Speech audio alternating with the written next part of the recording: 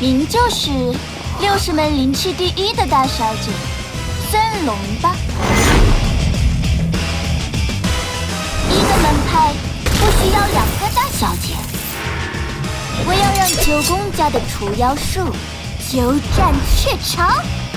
九宫大人，东西到手了，拿出来吧。遵命。啊啦啦，被主人抛砖引玉的感觉很难受吧？大小姐，是抛弃。计划的最后隐患终于赶尽杀绝了。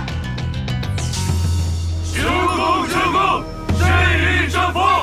大小姐，您看，60门的修真者正在门口迎接你呢。我的人气不如一只独角猎或一大小姐，条狗别生气啊！给我吐出来！你知道这个独角有谁吗？九宫妖子，我接受你的挑战。